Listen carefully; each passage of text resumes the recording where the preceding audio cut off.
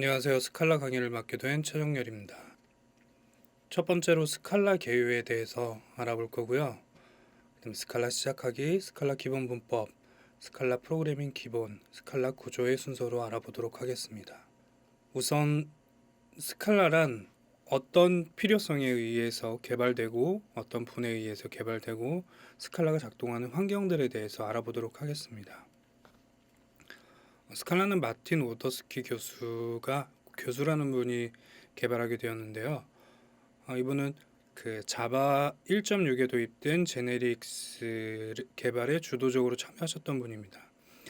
이분 이제 언어를 개발하면서 몇 가지 자바의 한계점을 느끼게 됐고 함수형 언어의 장점과 객체 지향 프로그램의 장점을 반영한 스칼라를 만들게 되었습니다. 그리고 스칼라는 확장 가능한 언어라고 할 수 있는데요. 이 점에 대해선 자세히 설명드리도록 하겠습니다. 그리고 스칼라의 장점은 뭐니 해도 JVM 위에서 실행된다는 점입니다. JVM 바이트 코드로 컴파일되어서 실행되기 때문에 JVM의 성능을 그대로 가져올 수 있고요. 자바와 혼용이 가능하고 그리고 자바와 거의 동일한 성능을 가지게 됩니다. 여기서 말씀드렸던 자바의 한계는 무엇일까요? 자바 언어는 원시 타입, 프리미티브 타입이라고 하죠. 불리언 값, 인티저 값, 플롯, 더블 등이 혼재해 있습니다. 그래서 이 원시 타입들을 오브젝트를 상속받지 않죠. 그래서 객체라고 볼 수 없고요. 그런데 상당히 자주 사용하는 타입들이어서 일관성이 좀 부족하고 그래서 실수할 일도 많고 신경 쓸 일도 많습니다. 스칼라의 경우는 이런 원시 타입들마저 객체로 처리하고 있습니다. 따라서 모든 객체 비교 시에 비교 연산자를 사용할 수 있습니다. 이 부분에서 성능에 대한 질문이 나올 수 있는데요. 당연히 객체 타입이 원시 타입보다는 아무래도 참조를 한번 더 하게 되므로 성능은 떨어지겠죠. 모두 객체로 처리하게 되면 랩핑하는 작업이나 가비지 컬렉션 등의 불이익이 있을 수 있는데요. 스칼라의 경우에는 컴파일러를 통해서 내부적으로 최적화를 수행하게 됩니다.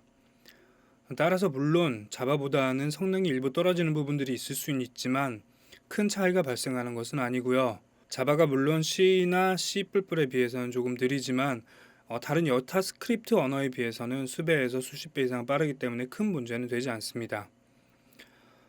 뿐만 아니라 자바의 경우 재사용성이 조금 부족하다는 경향이 있는데요. 그래서 자바의 API의 특징들을 살펴보면 자바의 API나 라이브러리들의 특징을 살펴보면 상당히 방대하고 심플한 특징이 있습니다. 그 반면에 내부 구현이 숨겨져 있어서 중복이 좀 많고요. 조금 변형된 코드를 작성하기가 많이 번거롭습니다. 즉 자바 라이브러리가 심플하면서도 방대하다는 이야기는 내부 복잡한 구현들을 많이 숨기고요. 그 다음에 어떤 특정한 목적을 위해서 거의 비슷하지만 약간씩 다른 목적들을 위해서 서로 다른 라이브러리가 존재하고 즉 중복되는 그런 API나 라이브러리들이 많이 존재한다는 뜻입니다. 데코레이터 패턴을 통해서 어떤 추가적인 처리를 가할 수는 있지만 내부 구현을 변경하기는 원래 소스를 수정하지 않는 한 어렵다는 단점이 있습니다. 그리고 스칼라에서 확장 가능한 스케일러블 언어, 사실 스칼라의 이름이 스케일러블 랭귀지에서 온 것인데요. 의도한 뜻은 다음과 같습니다. 예를 들어 스파크에서 사용하는 것처럼 스크립트 언어로도 사용하거나 유저가 직접 DSL을 정의해서 사용할 수도 있습니다. 또한 작거나 큰 애플리케이션을 작성할 때도 사용할 수 있고요. 여기서 명령형 스타일, 임페러티브 스타일이라고 불리고요. 함수형 스타일, 객체 지향 스타일을 적절히 선택하거나 병행해서 사용할 수도 있습니다. 또한 자바와 비슷한 성능을 바탕으로 엔터프라이즈급 애플리케이션 개발에 사용될 수 있다는 것을 또 뜻하기도 합니다. 그리고 이제 JVM에서 실행되는 부분을 볼 텐데요. 스칼라의 가장 큰 장점이라고 볼 수 있습니다. 즉 자바와의 호환성을 갖는다는 것이죠. 따라서 기존의 방대한 자바 라이브러리를 재작성할 필요가 없습니다. 스칼라에서는 자바 라이브러리를 사용하는 것은 너무 간단하고 심플해서 따로 설명드릴 필요가 없습니다. 그냥 단순히 임포트하고 호출하고 생성하고 하면 됩니다. 단 이제 바이트 코드를 조작하거나 코드를 생성하는 도구 같은 경우에는 사용하기 어렵겠죠. 그런데 이런 도구들이 사실 자바가 갖는 한계점 때문에 어쩔 수 없이 만들어진 궁여지책이라고 볼 수 있는 만큼 스칼라를 사용하면서는 필요성을 느끼는 경우가 거의 없다고 볼 수 있습니다. 대신 기존의 특정 프레임워크라든지 웹서버 등은 얼마든지 네티라든지 기존의 자바 것을 활용하기에도 전혀 무리가 없습니다. 반대로 자바 코드에서 사용 가능하도록 자바 코드에서, 그러니까 대부분의 개발자가 자바 개발자이고 자바 개발자를 위한 API나 라이브러리를 작성하기 위해서 스칼라 코드를 사용할 때에는 아무래도 조금 불편한 점은 있습니다. 가능은 하지만 아무래도 좀 자유도가 높은 쪽에서 자바의 제한적인 부분들을 구현하려고 하다 보면 약간 추가적으로 필요한 작업들이 있다고 말씀드릴 수 있습니다. 그리고 사실 웬만한 규모에서는 효과를 보기 힘든 부분이 되기도 하고요.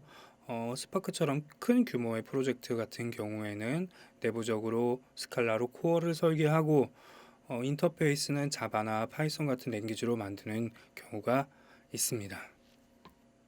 그 다음으로 스칼라의 특징에 대해서 알아보도록 하겠습니다. 스칼라의 특징은 객체 지향과 함수형 언어의 특징을 모두 가지고 있다는 점이고요.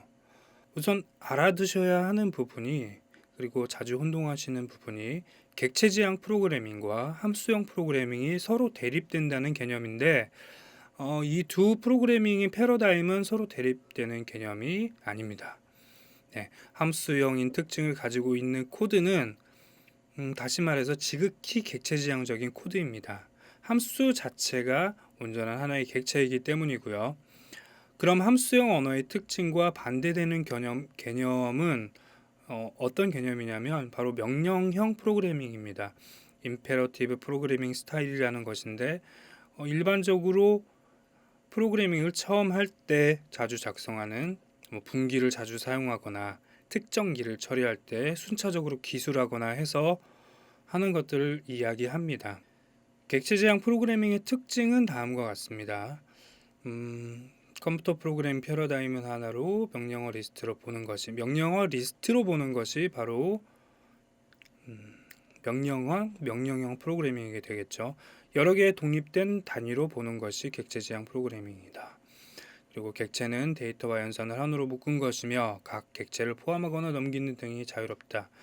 여기서 나중에 보시게 되겠지만 이제 추가적으로 함수형 프로그래밍에서는 1급 객체라고 해서 1급 함수라고 해서 객체처럼 함수를 넘기거나 리턴하는 것이 가능해집니다. 그리고 이제 객체지향 프로그래밍에서는 프로그램을 유연하고 변경이 유용한 구조로 만들어주고 대규모 프로젝트 개발에 유리하다는 장점을 가지고 있습니다. 함수형 프로그래밍은 조금 생소할 수 있지만 객체지향은 현대 프로그래밍에서 기초가 되는 부분인 만큼 깊이 설명하지는 않고 넘어가도록 하겠습니다. 스칼라가 가지고 있는 객체지향 프로그래밍 패러다임에서의 특징은 스칼라는 얼마나 객체지향적인가 라는 물음이 있을 수 있는데요.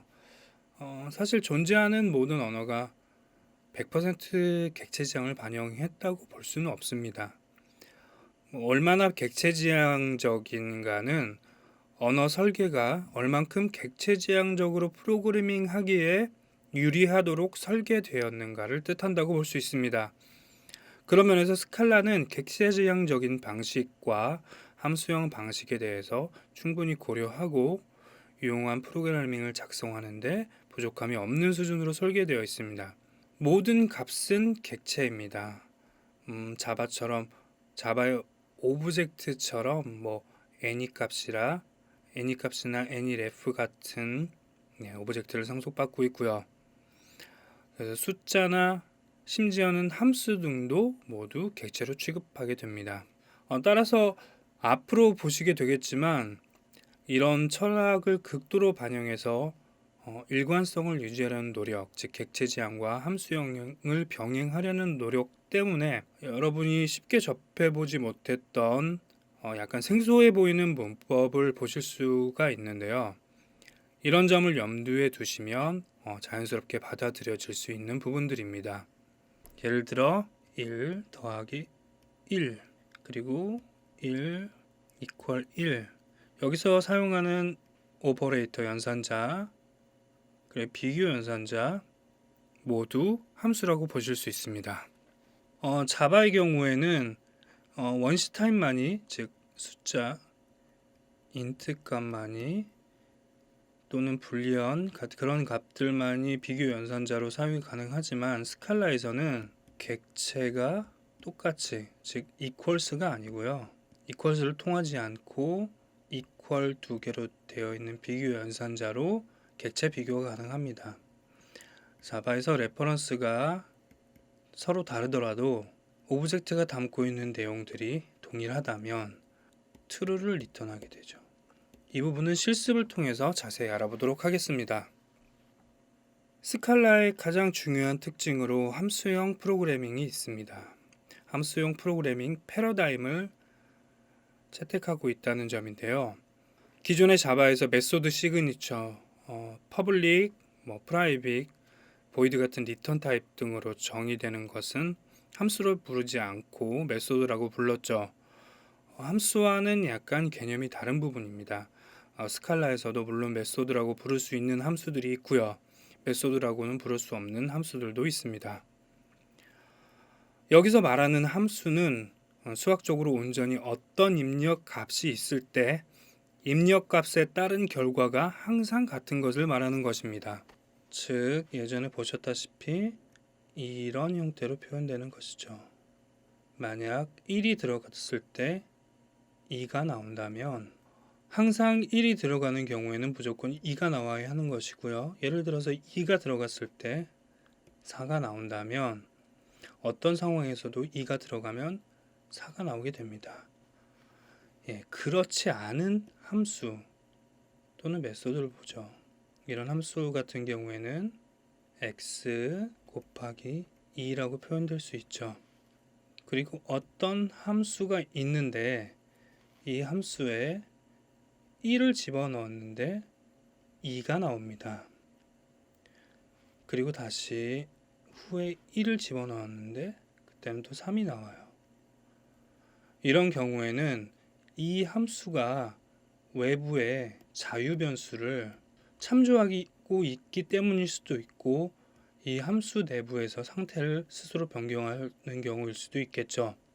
f 더하기 a라는 값이 처음에는 1이었다가 두 번째 입력을 할 때 a라는 값이 외부에서 2로 변경되었으면 그 결과값이 외부 상황에 의존적이게 되어서 변경될 수 있겠죠. 그래서 여기서 말하는 함수는 어떤 입력값이 있을 때는 언제 어디서건 무조건 같은 결과를 나타내는 것을 함수라고 이야기를 합니다. 어찌 보면 단순해 보이는 용어지만 실제 프로그래밍을 하다 보면 즉 외부 효과에 의해서 언제나 같은 입력에 대해서 같은 값을 내놓는다는 방식으로 프로그래밍 하는 것은 상당히 어렵습니다. 그건 지금까지 우리가 그런 방식으로 프로그래밍 하는데 익숙해져 있지 않기 때문이고요. 방법을 우리가 배울 기회가 없었죠. 그럼 함수형 프로그래밍의 특징을 알아보도록 하겠습니다. 동일한 입력값은 항상 동일한 결과값을 리턴한다는 말은 부수효과, 즉 사이드 이펙트가 없다는 이야기입니다. 그래서 프로그래밍의 오류를 낮추고요. 아시다시피 대부분의 오류는 사람이 발생시킨다는 사실이고요. 그 사실을 보면 프로그래머의 실수를 미연에 방지할 수 있는 역할을 합니다. 함수형 프로그래밍으로 프로그래밍을 한다는 것은요. 그래서 다른 사람들의 코드를 사용할 때에도 그리고 다른 사람이 나의 코드를 사용할 때에도 마찬가지로 오류 확률을 낮춰주는 역할을 합니다. 말씀드렸다시피 이렇게 프로그래밍 하는 것은 익숙하지 않은 분들에겐 쉽지 않은 일입니다. 또한 함수형으로 대부분의 모든 문제를 풀 수는 있습니다만 항상 효율적인 것은 아닙니다. 어떨 때는 그냥 명령형 스타일을 사용하는 게 문제를 더 직관적으로 해결할 수 있고요. 그렇기 때문에 적절하게 선택할 수 있어야 하고요. 그렇게 함으로써 간결하고 재사용 가능하면서도 읽기 쉬운 코드를 만들어갈 수 있습니다. 함수형 프로그래밍은 또한 함수 자체가 값으로서 취급될 수 있다는 것인데요. 그 말은 즉 어떤 결과값이, 즉 리턴 값이 함수가 될 수도 있고, 함수 자체가 어떤 특정한 변수에 할당될 수도 있다는 것이고요. 마찬가지로 어떤 함수나 메소드의 파라미터로 함수가 전달될 수 있다는 것을 뜻합니다. 그리고 함수 자체의 값을 저장해서 저장 용도로 사용할 수도 있다는 말이 되겠죠. 이런 특징을 1급 함수라고 부르게 됩니다. 이제 간단한 코드를 보실 텐데요. 함수가 파라미터로 전달되는 과정을 보겠습니다. 스칼라의 메인 함수, 즉 진입점인데요. 자바에서 public, static, void, main 이 메소드라고 보시면 됩니다. 그래서 ex1의 1이라는 함수에 print string이라는 함수를 넘겼습니다. 그리고 함수의 정의는 define의 약자인 def 그리고 print string 이런 식으로 함수를 여기다가 선언을 했는데요. ex1이라는 것에 이 함수를 전달하게 됩니다. 엄밀히 말하면 프린트 스트링은 현재로서는 메소드 형태라고 볼 수 있고요. 이 프린트 스트링 파라미터로 넘어가는 과정에서 함수 형태로 변경되게 되는 컨버전 과정이 있습니다. 이 부분들은 후에 자세히 알아보도록 하겠습니다. 어쨌거나 여기서 확인하실 수 있는 사실은 파라미터로 함수가 전달될 수 있다. 여담으로 말씀드리자면 지금 자바 8 버전에서도 이런 식으로 넘기는 건 가능하죠. 약간 차이가 있지만요. 그리고 스칼라의 큰 특징 중에 하나인 정적 타입에 대해서 알아보도록 하겠습니다. 영어로는 스태틱 타입이라고도 부르고요. 즉 실행 시간이 아닌 코드를 작성하고 컴파일하는 시점에서 타입에 대해서 검증할 수 있다는 그런 부분입니다. 그렇기 때문에 실제 작동시켜 보기 전에도 오류의 상당 부분을 체킹할 수 있는 것이고요. 보통 이제 실습에 사용하게 될 인텔리제이 아이디어나 이클립스 같은 도구를 사용하면 컴파일하기 전에도 오류를 발견할 수 있습니다. 그래서 리팩토링 할 때도 효율성이 높아지게 되겠고요. 그리고 이제 조금 전에도 말씀드렸다시피 1급 함수나 클로저를 통해서 추상화된 코드를 간결한 형태로 작성하는 것이 가능해지고요. 클로저는 실제 코드상에서 자유 변수들이라고 하는 그 코드가 실행되는 환경을 가져올 수 있다는 것인데요. 사실 직관적으로 이해하시면 되고요. 물론 클로저의 행동이 약간씩 다른 프로그래밍 언어도 있긴 하지만 보통 메이저 언어에서는 거의 비슷하다고 생각하시면 됩니다. 자바에서는 익명 클래스 등을 통해서 외부 변수를 사용하기 위해서는 클로저를 사용하기 위해서는 외부 변수에 파이널 같은 키워드를 적용해 주어야 하는 특징들이 있죠. 그리고 또 스칼라의 특징 중에서 또 살펴볼 부분은 스칼라가 짧은 코드, 즉 숏코딩을 지향한다는 것인데요. 논리는 간단합니다. 간결한 코드는 버그 가능성을 줄여주고 타입 추론이 가능하기 때문이고요. 그리고 리터럴한 표현이 되고 그리고 또 고수준 언어이기 때문입니다. 스칼라가 극도로 짧은 코드를 지향하는 경향이라는 건요. 다른 말로 표현하면 함축적인 표현을 일부 선호한다는 것인데요. 이런 함축적인 표현이 어떤 구현을 숨기는 것과는 약간 다르게 수학 공식처럼 어떻게 서로 중복되지 않고요. 서로 조합되고 결합되어서 다양한 일을 하는 의미의 간결함이라고 이해하시면 되겠습니다. 즉 복잡한 것을 생략하거나 숨기거나 함축하는 것이 아니라 그 부분들이 좀 더 하나의 일만 하면서도 각각이 중복 없이 결합되어 있는 그런 형태라고 보시면 되겠습니다. 그리고 타입 추론 역시 스칼라 코드를 간결하게 하는 데 일조하는데요. 예를 들어서 자바의 경우 리스트, 스트링, 리스트는 new, 어레이 리스트 이런 식으로 객체를 생성하죠. 그런데 사실 아시다시피 이 리스트와 어레이 리스트 이 부분은 중복되는 부분이지 않습니까? 그래서 스칼라에서는 이런 식으로 선언해 주게 됩니다. 그렇게 되면 이 선언부를 통해서 당연히 리스트의 타입을 추론할 수가 있겠죠. 그렇기 때문에 굳이 중복된 표현을 작성해 줄 필요가 없습니다. 물론 명시적으로 리스트 하고요. 콜론을 사용해서 타입을 이런 식으로 지정하는 것도 가능합니다. 그래서 타입 추론 역시 스칼라 코드를 간결하게 하는데 많은 도움이 되고요. 중복된 타입 표현 그리고 컨텍스트 상에서 충분히 유추 가능한 내용들도 역시 생략할 수 있습니다. 그런 생략을 통해서 우리가 좀 더 중요한 로직에 집중하는데 도움을 줄 수 있습니다. 스칼라 컴파일러가 상당히 똑똑하기도 한 부분이 있고요. 무조건 생략이 가능한 게 아니고요. 반드시 타입 정보를 명기해 주어야 하는 부분들도 있는데 그 부분은 나중에 살펴보도록 하겠습니다. 그리고 리터럴은 함수를 사용하는 데 있어서 표현의 자유도가 좀 넓다는 뜻인데요. 예를 들어서 이런 함수가 있다고 가정을 했을 때요. 이 부분에 이름과 이 함수를 생략을 가능합니다. 그래서 right arrow equal과 꺽쇠의 결합입니다. 이런 식으로 함수를 작성하는 것도 가능하고요. 이름이 없어도 그냥 함수 몸체만 표현하는 것도 가능하고요. 이런 식은 익명 함수 또는 익명 클래스를 만드는 방법과 유사하다고 볼 수 있습니다. 이걸 변수에 대입할 수도 있고요. 이 부분에 대해서는 앞으로 실습을 통해서 좀 더 자세히 알아보도록 하겠습니다. 고수준 언어는 좀 더 추상화 그리고 일반화된 처리를 통해서 어떤 코드의 재사용성을 극대화할 수 있는 특징이라고 볼 수 있습니다. 네, 여기서는 간단하게 스칼라 코드와 자바 코드의 비교를 통해서 한번 특징을 알아볼 텐데요.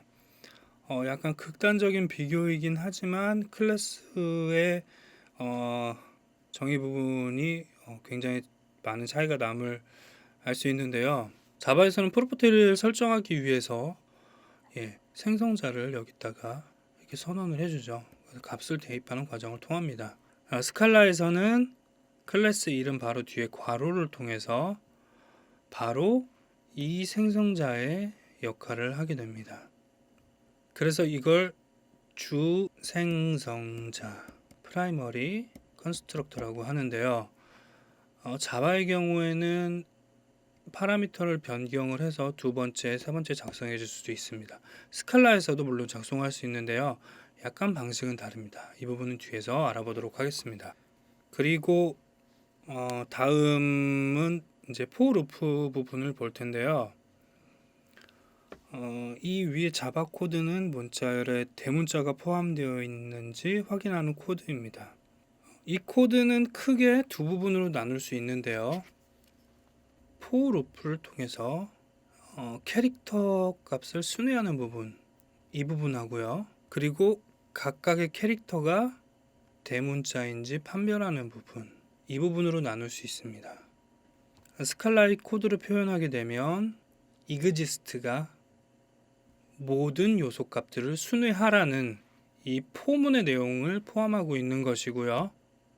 소문자인지 대문자인지 판별하는 부분, 이 판별식 부분을 이 부분에서 표현하고 있습니다.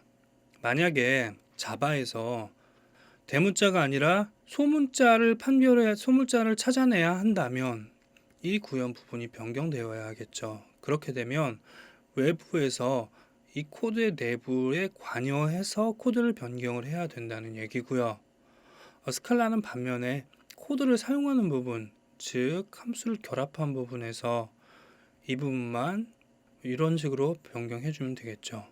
그렇기 때문에 자바의 기존 for 루프문과 스칼라의 for 루프문 또는 스칼라의 이런 이거 보고 펑션 컴비네이터라고 부르는데요. 이런 차이점들 때문에 스칼라가 훨씬 더 조합이 유리하다는 그런 점들이 있습니다.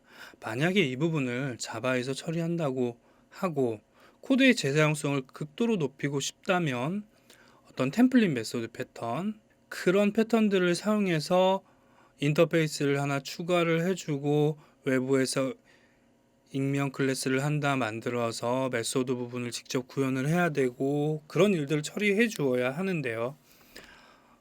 사실 스칼라를 비롯한 함수형 프로그래밍의 어떤 기능을 일부 채용한 다른 언어들에서는 이런 템플릿 메소드 패턴이라는 패턴이 사실 패턴이 아닌 게 되죠. 왜냐하면 너무 함수를 넘긴다는 일 자체가 너무 간단해져 버리니까.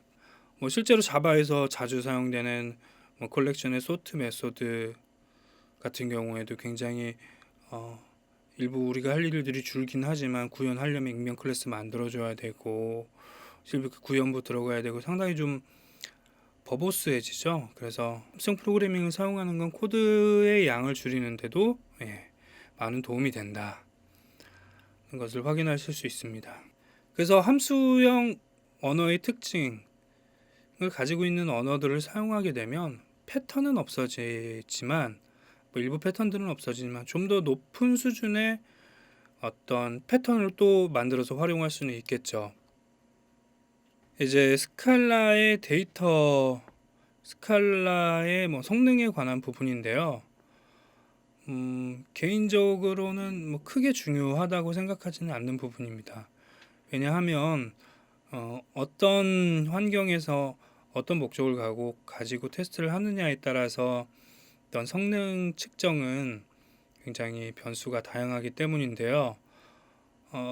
스칼라가 C 언어에 비해서 느린 것은 너무나 당연한 사실이겠지만 일부 최적화되지 않은 코드보다, 즉 숙련되지 않은 개발자의 프로그래밍보다는 스칼라나 자바를 사용하는 게 더 빠를 수도 있다. 그리고 여기서는 스칼라와 자바 간의 차이가 거의 없다는 점을 눈여겨보시면 될 것 같습니다. 실제 스칼라가 오버헤드가 걸리는 부분은요, 컴파일 시점인데요. 컴파일 시점에 스칼라는 타입 체킹을 2번 하게 됩니다. 이 메커니즘에 대해서는 나중에 자세히 설명드리겠지만 현재로서는 이 정도까지만 인지하셔도 될 것 같고요. 실제 컴파일된 결과물들에 대해서는 성능 차이가 자바와 거의 없다고 보시면 됩니다. 일부 최적화에서는 좀 더 빠를 수도 있고 좀 더 느릴 수도 있지만 이 경우가 유의미한 결과를 내는 것은 아니고요. 앞에서도 말씀드렸다시피 스칼라는 스파크의 스크립트 언어뿐만 아니라 다양한 형태로 사용되고 있는데요. 예를 들어서 플레이 프레임워크 같은 웹 프레임워크에서는 템플릿 언어로도 사용되고요. 이렇게 사용될 수 있는 이유는 어떤 유연함과 더불어서 스칼라의 간결함도 큰 역할을 하게 됩니다. 그리고 이제 동시성 병렬 프로그래밍에 대해서 잠깐 이야기를 해야 하는데요. 말씀드렸던 그 마틴 오더스키라는 스칼라 개발자분은 JVM 자바 가상 머신의 스레드 모델에 대해서 큰 불만을 가지고 있었습니다.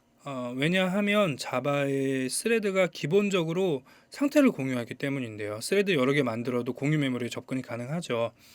즉 한 스레드에서 어떤 변수를 조작하면 다른 스레드에도 영향을 미친다는 것입니다. 그래서 프로그래밍이 엄청나게 취약한 상태에 놓이게 되고요.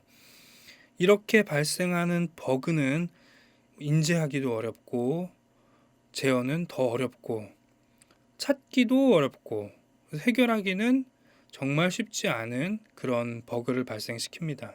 그래서 스칼라는 동시성 문제를 해결하는데 상당 부분 집중을 했고요. 내부적으로 액터 모델을 비롯해서 다양한 내부 컬렉션, 퓨처 타입 등을 사용하고요. 현재 스칼라 언어가 발전되어 가면서 내부적으로 가지고 있던 액터 모델은 아카 프레임워크를 통해서 구현되고 있습니다.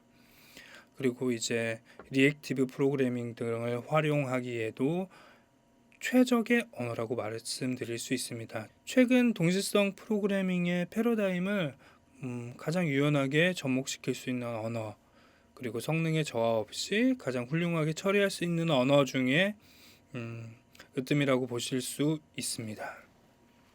네, 그리고 크게 중요하진 않지만 간단하게 알아보도록 하겠습니다. 스칼라 해외에서는 어떤 입지를 가지고 있는지.